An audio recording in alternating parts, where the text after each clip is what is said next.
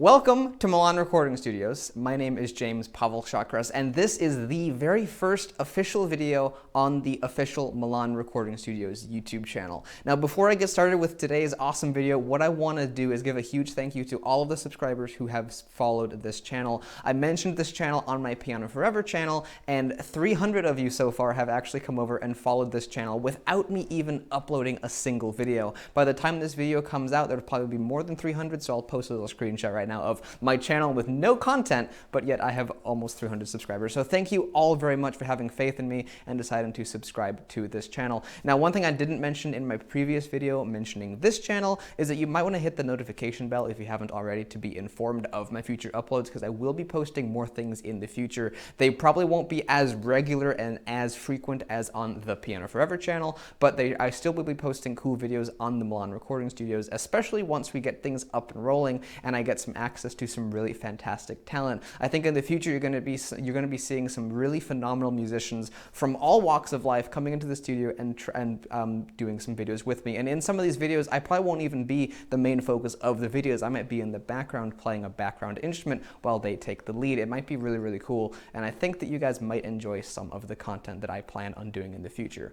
But in today's video, I'm going to be giving you guys kind of a semi-tour of Milan Recording Studios and showing you guys briefly each and every instrument we have in the studio. Now, this video is not going to be an in-depth review of each and every instrument, and it's also not going to cover each and every instrument we have here at the studio. For example, we have around 20 digital pianos that are just in the studio that I don't even use on a regular basis, but yet they are here mostly for the reviews. I'm not going to be showing you guys any of those because, again, they're not really a true part of the recording studio. Those are more things for the YouTube channel itself. But I will be showing you guys many of the instruments that you will be finding in the actual studio that I do plan on featuring in the videos in the future. And obviously, this is one of those right here, my Musser M500 marimba. And like I said, you won't be seeing each and every single little instrument that we have here, because I've got all kinds of miscellaneous percussion instruments and little tiny things. Here's one of them. I just seen my pocket. It looks kind of lumpy. Look at this little thing. I've got a bunch of little percussion things like this. It's a wooden cricket. I picked this up when I was at the NAMM show. I was exploring Southern California, and I went into a music shop, and they had this, and I was like, hey, that's cute. I'm going to get it. So I've got all kinds of weird little percussion instruments like that I don't think I'm going to bother showing you guys, but I will show you all of the main instruments in the studio that you guys will find the most interesting. So without any further ado, let's get started. I don't even know what I'm going to start with first, but let's go check out my instruments.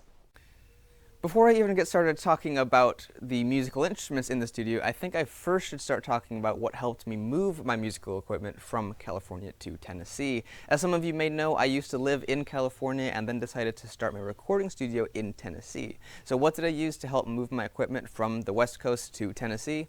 Nothing else than this and the vehicle that tows it. So this right here is a trailer that we searched out specifically to have certain requirements in mind. We wanted it to be big, we wanted it to have dual axles, which this one does, as you can see, which is very important for moving really heavy things like the concert grand. And in fact, we really bought this specifically with the concert grand in mind, which we'll talk about in a couple minutes here.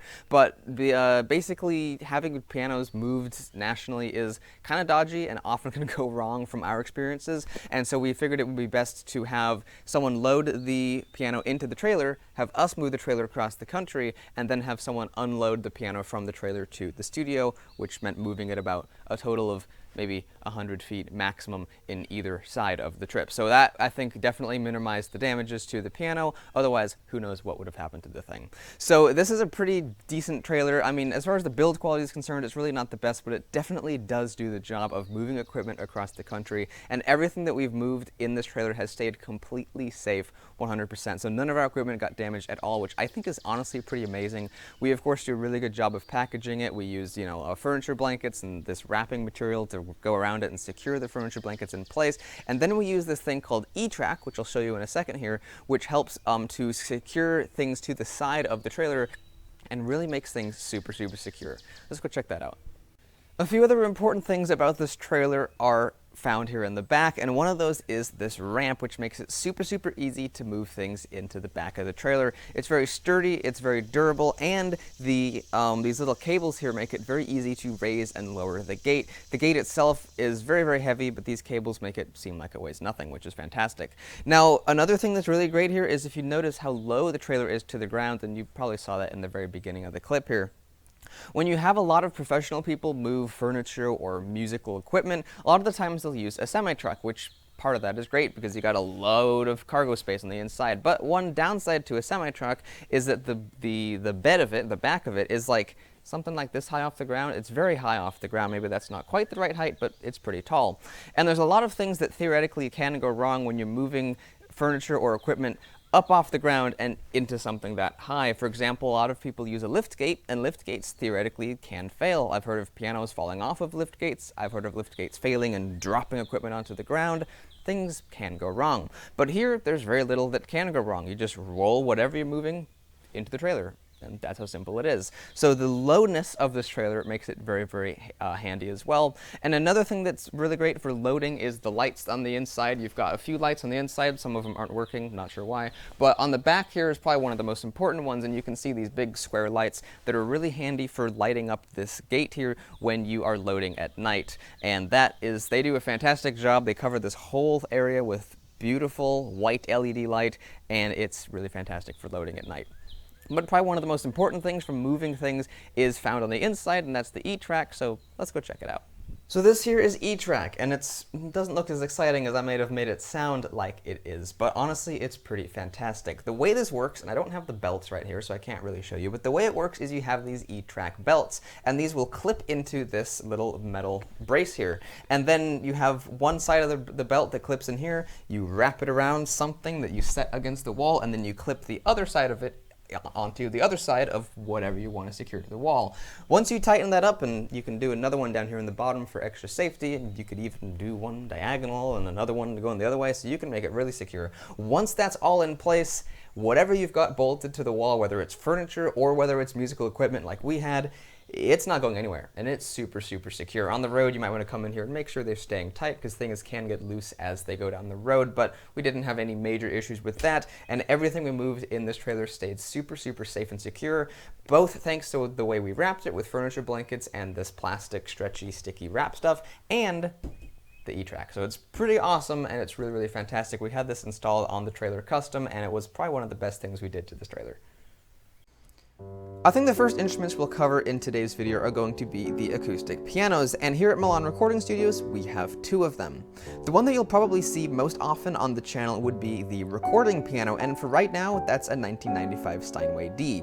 Now there's kind of an interesting story behind this piano, and the story is that when we went to go check it out, first of all we saw it for sale online. It was used obviously from 1995, and when we went to go look at it in San Francisco, the house it was in was actually being put up for sale, and so the current owner of the house was basically, they had gutted the whole thing, all the furniture was missing, everything was gone, and they were working on renovating it and putting up new lighting and painting the walls and all that stuff, and the only thing that was left in the entire house was this piano. So the piano basically had to go in order for them to be able to put the house up on the market, and so as a result, we were able to get it for a much lower price than you normally see Steinway Ds for sale, which is one of the reasons we got this piano to begin with. But to be honest with you, it does have a really nice sound for recording. It does have an ideal, clean, pure sound that really sounds great on recording. Someday we'll probably upgrade it to something along the lines of perhaps a C. Bechstein or a Fazioli, but for now, it's a Steinway D, and honestly, it doesn't sound that bad.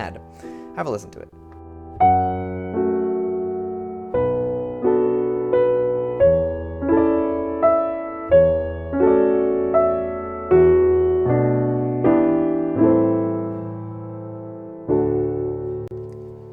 The other acoustic piano that you may see from time to time on the channel would be the Schiedmeyer C183 that we have in Studio B.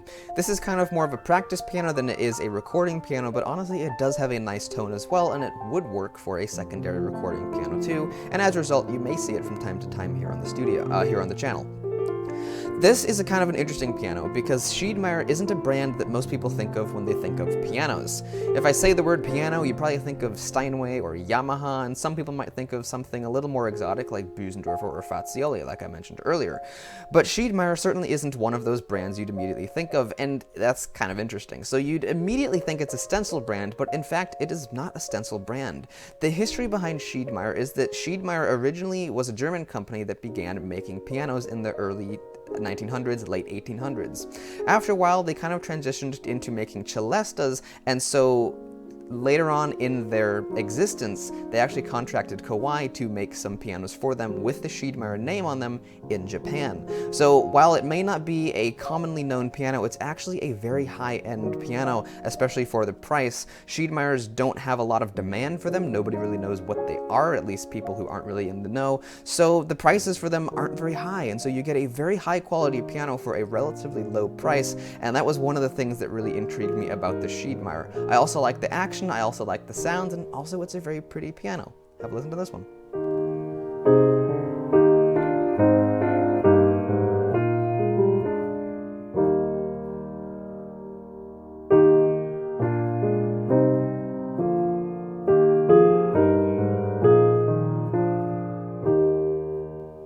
Continuing on with the theme of keyboard instruments, I figured I'd show you my Fender Rhodes next, and here at the studio we actually have 3 different iterations of this. The one you're seeing in this video clip right here is the Fender Rhodes suitcase model, which actually has a speaker cabinet underneath of the keyboard itself. When you combine the sound of these vintage speakers with the Peterson preamp and the really cool tremolo that the Fender Rhodes has, it makes the suitcase model pretty much the most desirable version of the Rhodes, especially when you get them from the prime era, which mine is from 1973. We also have a Fender Rhodes stage model, which is just the piano itself and no speaker cabinet, and there's also the Fender piano bass, which is just the bass half of the Fender Rhodes, and I'll show you that in a little more detail in another clip. But the Fender Rhodes suitcase is probably one of my favorite electromechanical pianos that we have here at the studio. We have 2 different electromechanical pianos, and I love them both, and they're both awesome, honestly, but the Fender Rhodes is just absolutely amazing.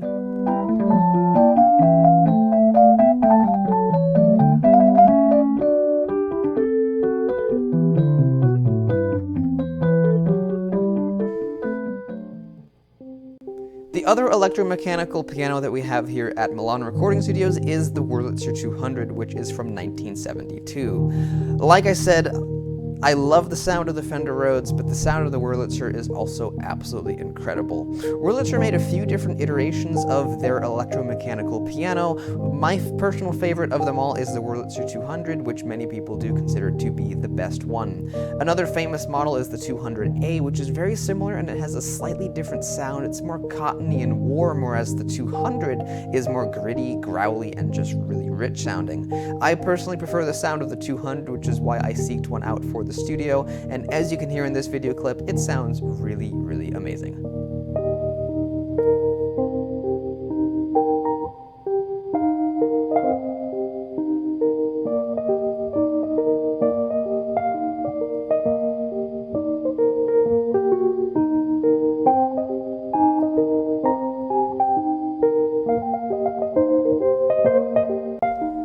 While we're on the topic of vintage keyboard instruments, you can't not mention the Hammond B3, which is an absolutely legendary piece of equipment that so many people made famous back in the day and used in so much vintage rock and roll that it's just an absolute legend these days.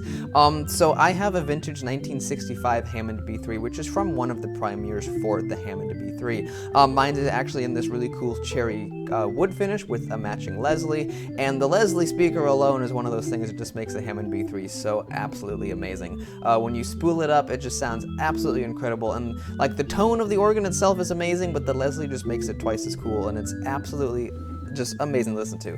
This is by far one of my favorite instruments we have here at the studio, and you can kind of tell that because I've done over at least 10 videos of it on the channel. I think it's more like 13 different videos on the Piano Forever channel, and here on Milan Recording Studios you will see it being featured in many more videos to come, so definitely stay tuned for that. It's just an absolutely phenomenal instrument. I love it to pieces, and it's super cool. There's kind of a fun story behind getting it as well, because we got it down in LA, and the guy who owned it was a really fantastic guy, and he actually lived on a second-story apartment. So we had movers come and get this giant organ, and they basically just picked it up on their shoulders and marched down the stairs with it, and it was the craziest thing I've ever seen. I don't think we have any video footage of that, sadly, but it was really wild, and that was something I'll never really forget, seeing this thing just hoisted up on people's shoulders and going down the stairs. But it made it out alive, and it's a wonderful instrument, so I hope you guys enjoy listening to it for a little bit here.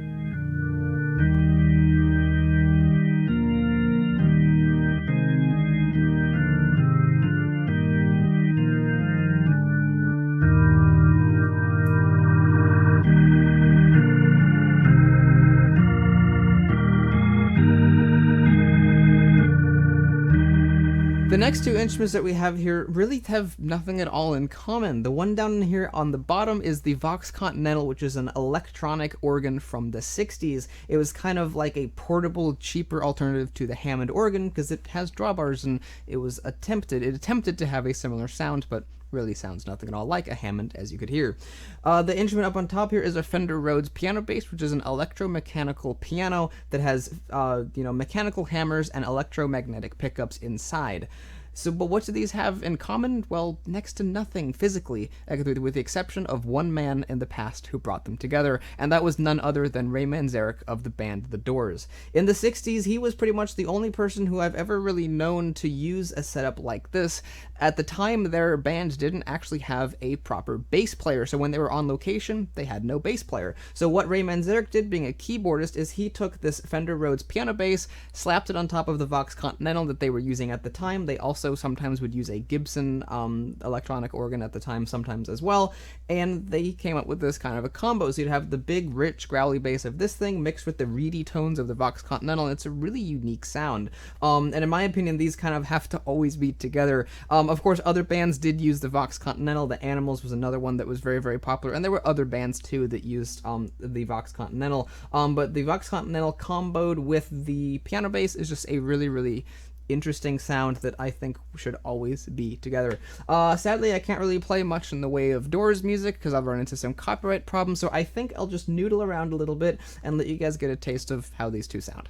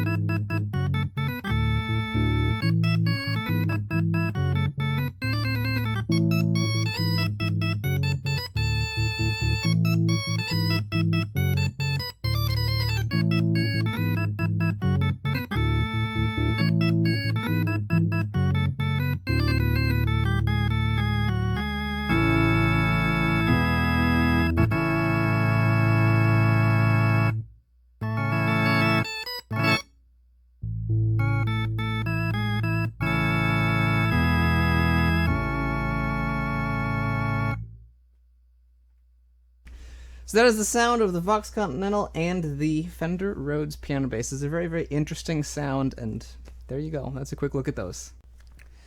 Continuing the theme of keyboard instruments, just for a little bit longer here, I figured I'd show you the Sabathil & Son Harpsichord that we have at the studio, which I think is really, really cool as well.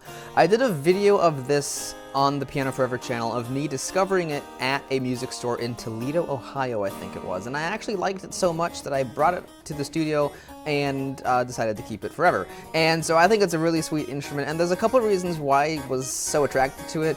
One of the reasons was it's a harpsichord, and harpsichords are cool. But the other thing I liked about it is that it has this metal harp. So the harpsichord purists really hate it because it's not, you know, a historically accurate harpsichord. But it's actually really neat because this metal harp gives the frame so much more stability that it will hold its tune equally as long as a piano, if not longer. So you can go months and months on end without having to really tune it with any serious degree. Normal harpsichord would go radically out of tune probably within a few weeks, but we keep the humidity stable and it's got that metal harp in it, so it stays in tune for a very long time, which I think is really great, and I think it sounds pretty awesome.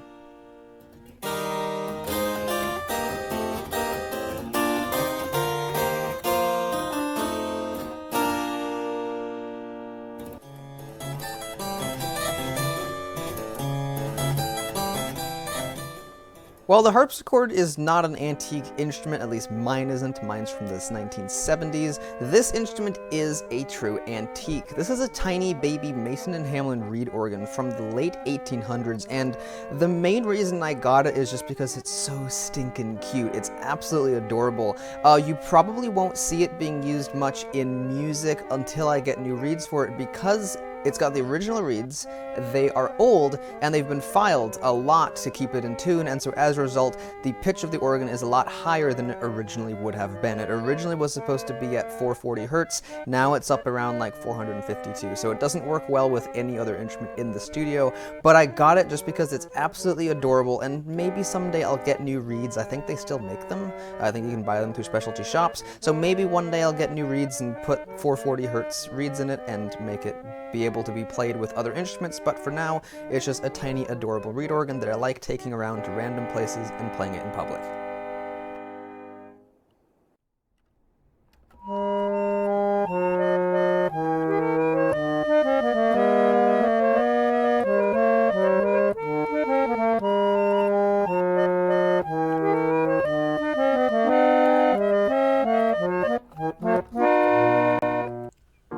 Many of you folks may know that I've done lots and lots of videos, especially recently on the Piano Forever channel, about digital pianos, and I've done all sorts of videos of them, from the mid-range stuff to the super high-end stuff, and pretty much everything in between. So a lot of you guys will probably know that, of course, digital pianos are a part of Milan Recording Studios, but what some of you may not know is that not all of the digital pianos that are featured on the Piano Forever are actually really a true permanent part of Milan Recording Studios. There's only a select few that I actually use on a regular basis here at the studio, and the Korg SV1, which you're seeing here, is certainly one of those. In this video clip, you can also see below the SV1 was my old MP11. I've since sold that, and I'm going to upgrade eventually to an MP11 SE. I'm just waiting around to do that, so that also gets an honorable mention. That Korg SV2, which is not in this video clip, but that's also another digital piano that I use on the regular here at Milan Recording Studios. And very soon, I'm going to be unboxing and doing a review of a Krumar 7, which I'm thinking is also going to become a permanent part of the studio too. So if you're not subscribed to the Piano Forever channel, which you probably are, because you're here on Milan Recording Studios, but if you're not, you might want to go check that out, and stay tuned for the Krumar 7, because I think that's going to be pretty dang cool.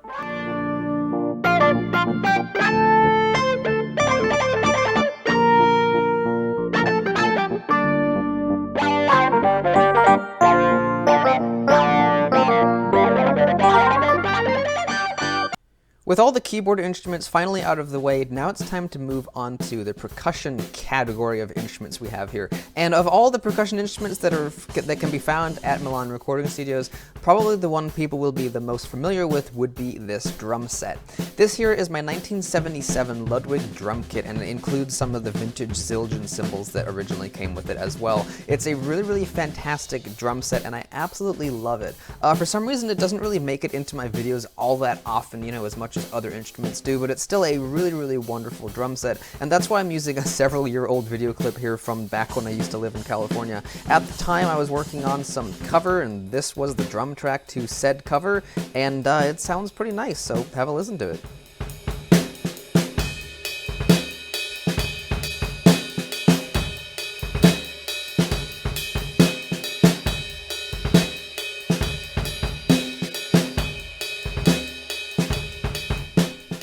Unlike the Ludwig drum kit, this next percussion instrument is something that many people are not very familiar with, and that is the Musser M500 marimba. A lot of people who I meet and tell them about the marimba often have zero clue what I'm talking about until I actually show them a picture of it, and then they recognize it. The M500 marimba is also a very special marimba as well. In my opinion, it has the best sound of all of marimbas on the market. The bass is absolutely incredible, and the overall tone of it is really, really wonderful as well. If a slab of wood can be majestic, well, this right here is the most majestic slab of wood ever. In fact, it's many majestic slabs of wood. Each bar of the Musser M500 marimba is made of beautiful Honduran rosewood that not only is endangered and looks gorgeous, but sounds amazing as well. And because of the rarity of the wood, Musser only makes 8 or so of these marimbas a year, so it was very, very difficult to get my hands on one to purchase one. However, it was absolutely well worth the effort, because this is one of my favorite instruments here at the studio, and I think when you listen to it, you can tell why.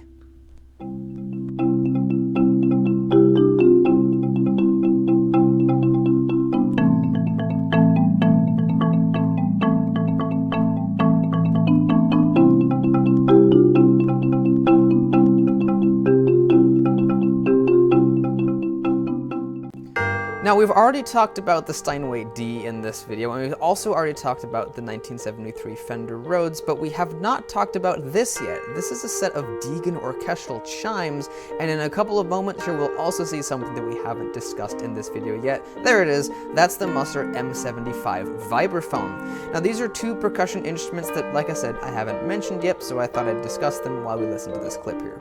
The Deegan orchestral chimes are basically tubes that sound like bells. When you hit them at the top, they sound very much like real church bells that you would hear ringing across the city from the top of a church tower. And the vibraphone is a very similar idea to the marimba, except that the bars are made of metal instead of being made of wood, which gives it a much different sound. Here's those bells.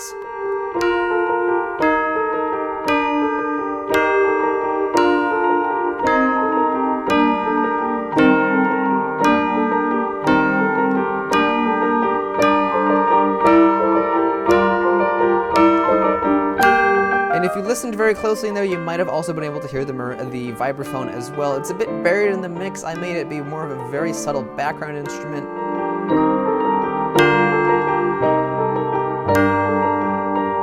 But if you listen very closely, you can hear it when I play it.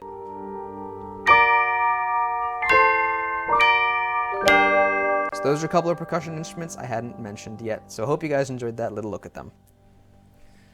So I was going to do a segment where I talked about the electric guitars and the amps that you would run them through, but that would be a massive video segment, so I think I'm going to separate it and keep it a little bit simpler and only talk about the amps in this section of the video.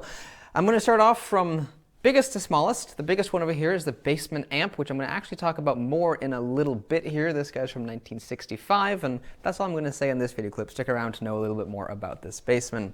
The second biggest amp here is this Vibro Verb, which is from 1964, and it's one of the best known Fender amps, but honestly all of these have a legacy of their own, to be honest with you. There was pretty much one man who made this famous more than any other musician, and that would be, of course, Stevie Ray Vaughan. This was his weapon of choice, if you will, and he absolutely loved this, and he found that the Vibroverb could really do anything he wanted it to. The Vibroverb, in my opinion, is a lot different than the other amps in the list, even the Bassman, because the Vibroverb has a brighter, more brash tone than the other ones. I found the other ones to have a more mellow, sweet tone. This one is brighter and it's more oriented for power, performance, to be really punchy and be really just very loud and powerful. So that's really the idea behind the Vibroverb. It's a legendary amplifier that I've wanted for a really long time, and I've recently gotten my hands on one that's mostly original, which is really awesome. All of these amps here that you'll see are pretty much all original. Really the biggest things that are changed in most of them would be the capacitors, which will go bad after time and need replacing, but the tubes and all the wiring, all that is as original as it possibly can be.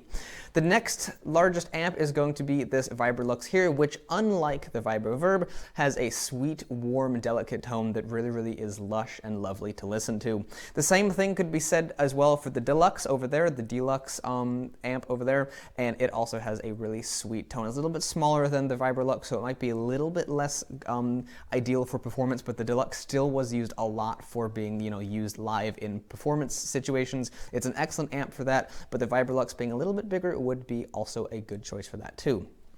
The two amps over there are probably the most well-known for being used in recording studios. The Deluxe can totally be, all these really, but the Deluxe often is used in recording studios, but the Princeton and the Vibrochamp are probably two of the most famous amps for being used in recording studios. I believe it was Eric Clapton that made the Vibrochamp famous, or at least that tone that it can produce. Both the Vibrochamp and the Princeton are well known for being able to have this really nice, very easy to break up tone. When you crank them up loud, they get this nice overdrive sound to them, and they sound really amazing. I've actually never done that with them because I just like the sound of them when they're in their clean tone stage. I just like the way they sound there. But the Vibro Champ, even though it's tiny, it still has a really nice sound, and the Princeton is probably one of my favorite amps among these. I love them all, but the Princeton probably is my favorite. I think it just has one of the warmest tones of them all. And in this particular case, what's interesting is the reverb tank actually has been changed out. We still have the original one, but when we bought this, it had a different reverb tank in it that has a ridiculously powerful reverb, which is really fun to play around with and gives it a really fantastic tone as well. So that's a brief look here at all of the vintage blackface amps. I forgot to say the years of them, but the little guys up here are from 1967. These two here are from 1965. This one is from 1964, and then, like I said, this one's from 1965 as well. So those are the eras from 64 to 67 is generally considered to be the best era for blackface Fender amps. And they're called blackface, by the way, because the face of them is black, as you can see. Later on, they had a silver face range of amps, which basically was pretty much most of these same models, and they changed the faceplate. It went from being black to silver, and especially later on in the years, they began to change the circuitry, and they went to being more digital than they were more analog, if you get what I mean. These here are completely hand-wired with tubes, and they have that really warm sound. That began to change later on, and many people consider the silver face amps to be a bit less desirable, although still decent, compared to the blackface amps. These are just completely legendary. So that's a quick look at the blackface vintage Fender amps that we have here. Now let's take a look at the guitars.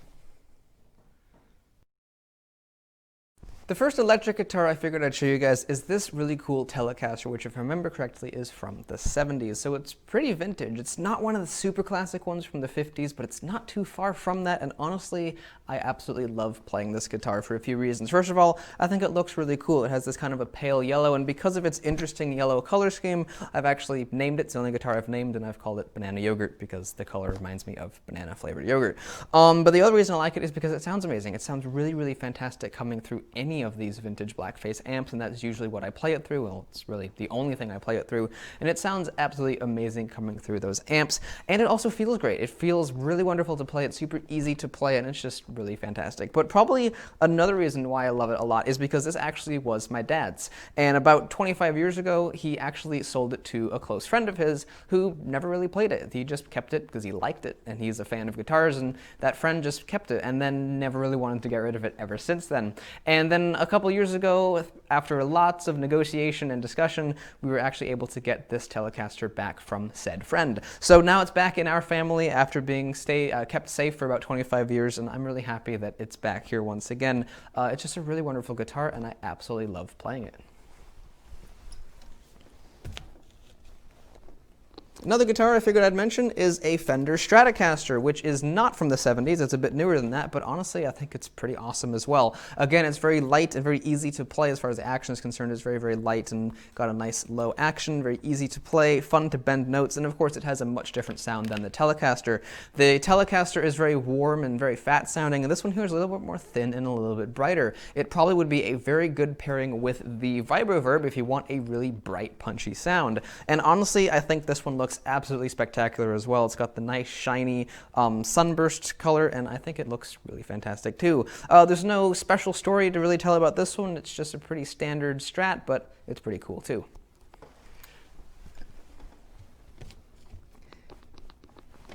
And probably my second favorite guitar is this one here, which is a Rickenbacker 12-string. Now, the 12-string electric guitar was made famous by Roger McGuinn back in the day, if I remember correctly, and what he used to do is take Bob Dylan songs and kind of electrify them, make them more rock and roll than folk.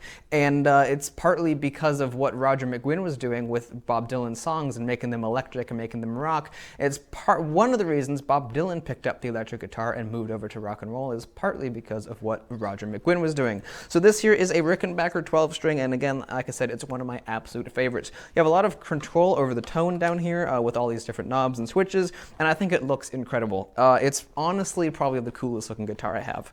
It looks phenomenal with the red sunburst. I'm a big fan of the sunburst designs. In case you can't tell, I've got 3 guitars now that have a design like that, and it feels amazing. It has this really unique sound that's both interesting for solos and for doing chords, and it's just wonderful to play. It's so unique, and it sounds so wonderful that I absolutely adore this guitar too. Now there's one other guitar that's electric that I wanted to give a bit of an honorable mention to, so let me put this one away and go get that, and I'll show you that one.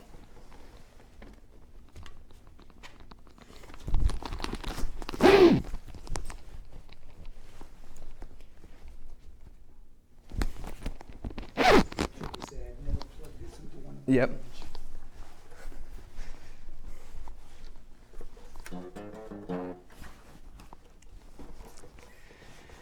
And that guitar is this thing.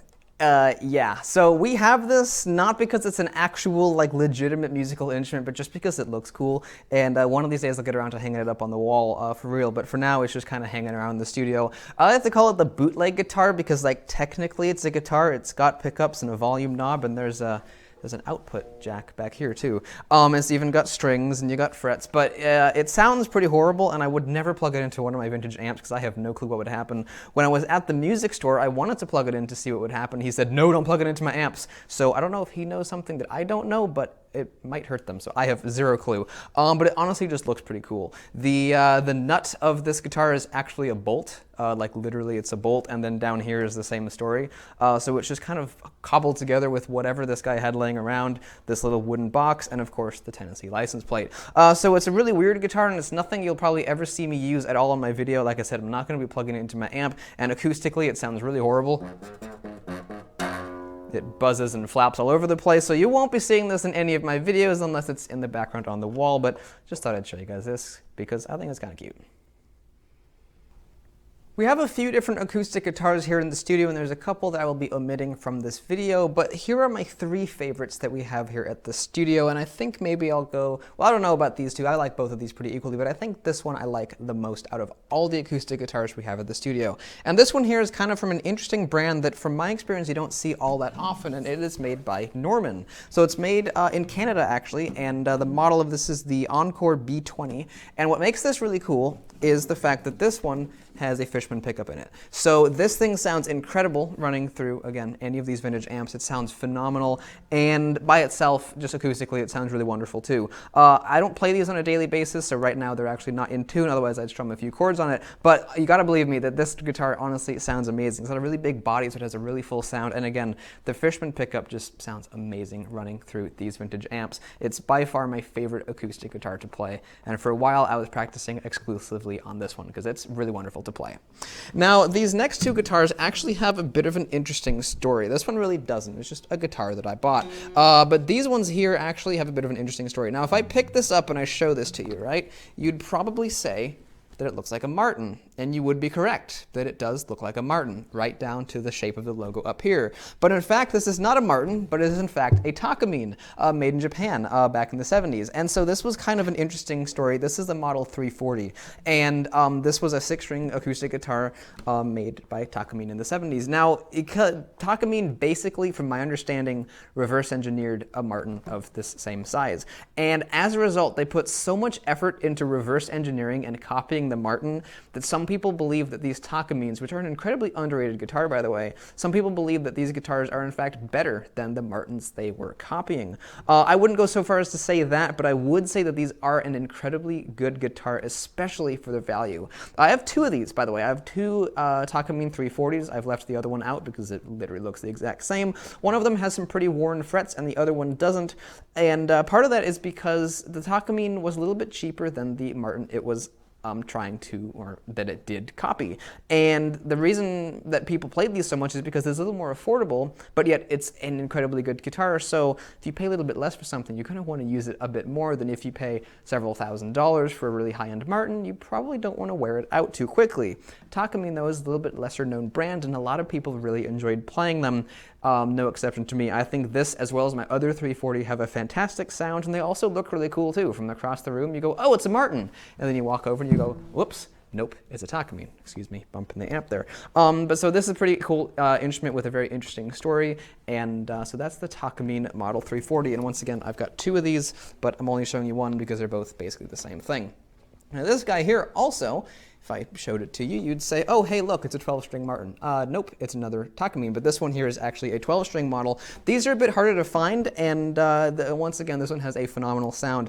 Just like the other acoustic, I don't play these on a regular basis, so they're not exactly, you know, not exactly in tune, but believe me, when it is in tune, it sounds beautiful. The model name on this is the F385, and once again, the same story. Takamine basically in the 70s took a equivalent, you know, Martin 12-string guitar, reverse engineered it right down to the shape of the struts on the inside, and again, the shape of the logo, and Martin eventually sued them, and that's why Takamine today doesn't make guitars exactly like this anymore. I'm not even sure exactly how Takamines fit in the ranking of modern-day acoustic guitars, but I do know they're no longer made in Japan, at least not their, you know, consumer model ones, and I don't think they're quite as good as these ones. So once again, a super underrated guitar that a lot of people might not have even heard of. So if any of you guys are looking for a quality used acoustic guitar, Takamine like this from the 70s is absolutely the way to go. I love all of my 3 Takamines. I guess I like this one probably the most because it's a 12-string and it sounds awesome, but the other two are really, really great as well. So that's just a quick look at our acoustic guitars here at Milan Recording Studios. Like I said, there's a few others that I didn't really mention, but I have another Norman that's just literally just an acoustic guitar, no fancy Fishman pickups or anything, so I figured I'd omit that. But those are my 3 favorite acoustic guitars here at the studio.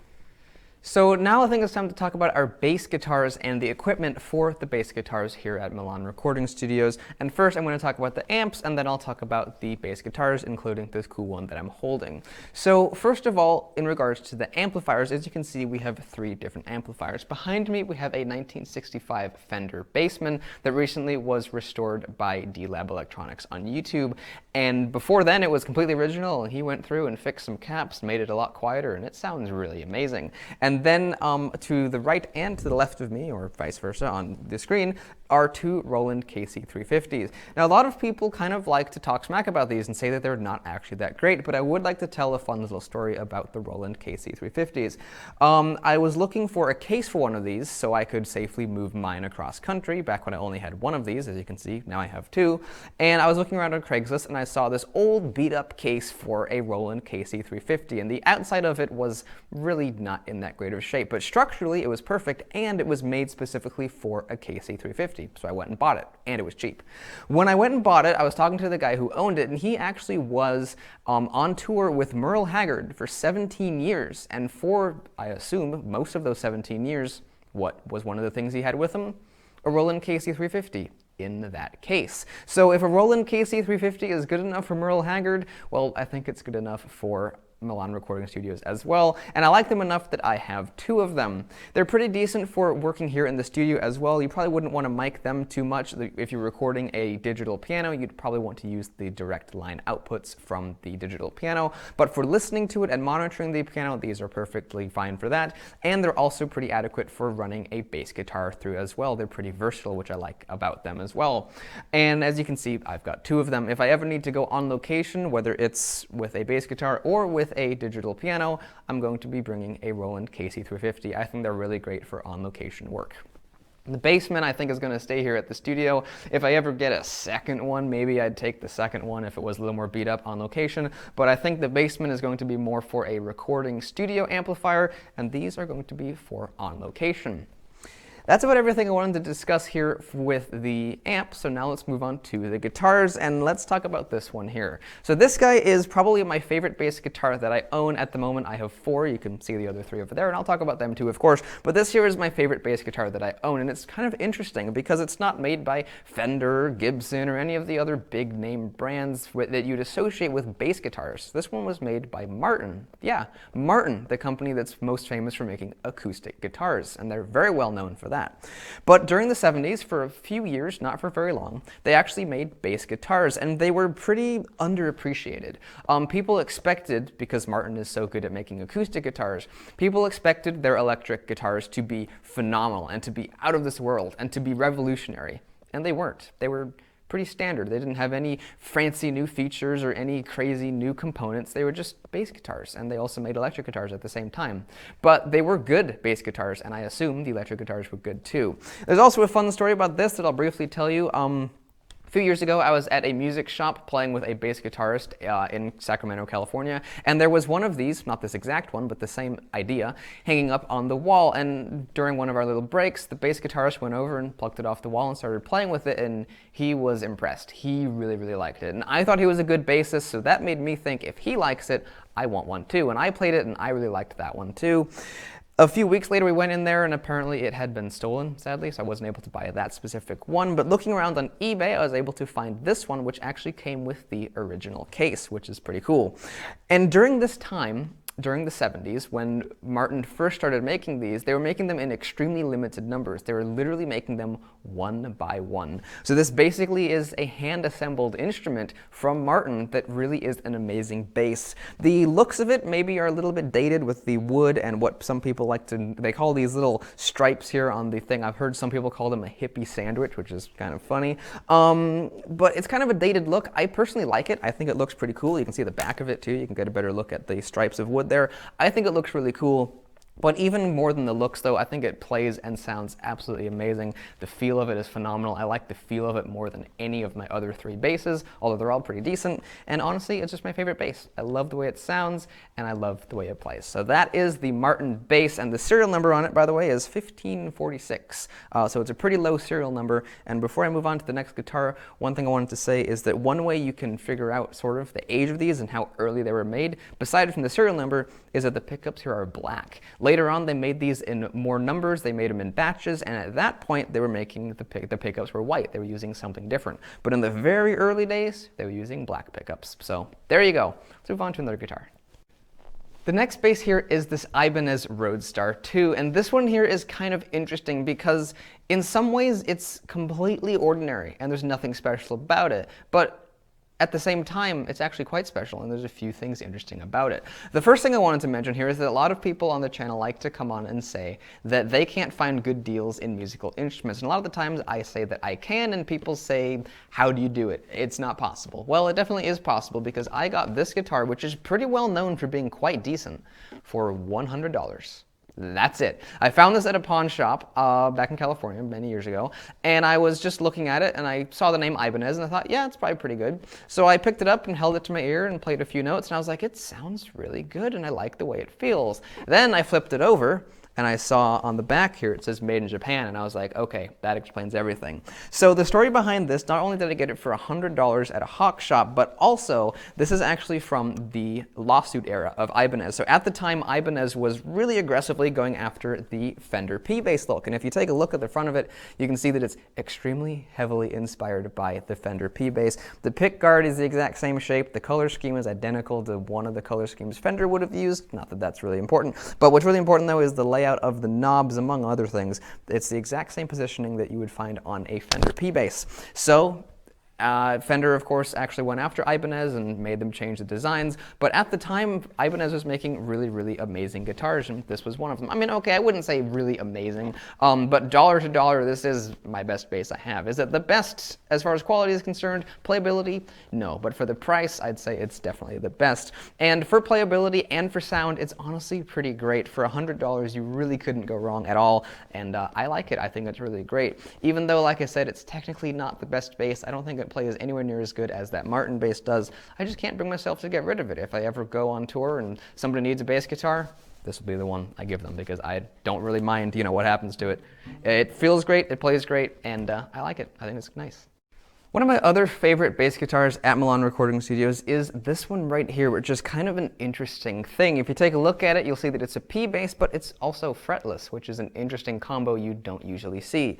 The story behind this one is also kind of cool too. Basically, this belongs to the owner of a recording studio, and this instrument was basically his prized possession. He absolutely loved this thing. And this was actually done at the Fender custom shop, and apparently the story goes they didn't even want to mate a fretless neck with a Fender P bass, but he insisted that they did, and I think it came out amazing. I think it sounds fantastic. I think it looks super cool. I think the seafoam green is kind of neat too. I think it looks pretty nice, and honestly, it plays, feels, and sounds wonderful, and it's another one of my favorite basses. Of course, a fretless bass is a little more tricky to play than a traditional bass, so I don't use it on a day-to-day basis, but I do think it feels and sounds absolutely amazing. So that's pretty much everything there is to say about this fretless bass, but there is actually, I'm remembering, a fun story behind this. So when I picked up the Bassman, the amp sitting behind me, I was looking at it, and of course I wanted a bass guitar to try out with it. And I had actually seen this bass guitar floating around for a few years, and I thought about getting it, but I just couldn't quite justify it. I didn't really need a fretless, but I liked fretless bass. I was thinking about it, and I kind of passed on it. So when I asked for a guitar to demo the Bassman with, what did they pull off the wall? This guy. And I looked at it and I was like, okay, that's cool. And I played it and I was like, man, this thing sounds amazing. And then it dawned on me that this was the guitar I had seen a few years ago, and I actually knew the owner of it. So I bought the Bassman and this guitar kind of as a combo package, because this sounded so amazing through the Bassman. I was like, I have to get this too. It sounds incredible. So it's kind of cool that it went from one recording studio owner to another recording studio owner now too. So I think that's pretty sweet. And this is the fretless P bass. I love it too. The final bass guitar we have at the moment here is this Fender Jazz Bass, and what recording studio would be complete without a jazz bass? We've got a P bass, we've got the Martin bass, the Ibanez knockoff P bass, and of course, the jazz bass. I like this one too. I think it sounds great, I think it plays great, and it's really fun to play. And also, it looks amazing as well. You've got the cool orange sunburst finish on it, which I think looks really great. It's also a satin finish too, which makes it a little bit easier to clean off too, and to keep nice and perfect. So as far as stories go, there's not really that interesting of a story behind this one, sadly. I was at the Knoxville Guitar Center on my way home from California, and I saw this, and I was like, I like it. I played it. I liked the way it sounded, liked the way it felt. It wasn't a great deal. It wasn't, you know, some super cheap deal, but I liked it, so I bought it. And that's pretty much the story behind this particular Fender Jazz Bass. I like it. I think it's great. And that's honestly all there is to say about it. So there you go. So hopefully you guys really enjoyed this video and this tour of Milan Recording Studios. There's so many cool instruments here that it's really impossible for me to pick a favorite, but once again, I'm back here at the M500 because if I had to pick a favorite 5 instruments, this would be in that favorite 5. I love this thing so much. And another thing I love is my followers. I want to give a massive thank you to all of the followers who have decided to just jump on the bandwagon and follow the Milan Recording Studios channel without me even hardly posting any content to it so far. But like I said, there will be some really cool content coming to it in the future, and honestly, if things go the way I expect, the Milan Recording Studios channel might end up being bigger than the Piano Forever channel is already. So I think that you guys are going to be in for a really treat. I hope everything works out the way I plan it to, and I hope that you guys enjoy it as much as I will enjoy making the videos in the future for Milan Recording Studios. So anyways, with that all out of the way, I want to give you guys a huge thank you. Thank you for watching, thank you for subscribing, thank you for hitting the notification bell, and I'll see you in the next video. Goodbye.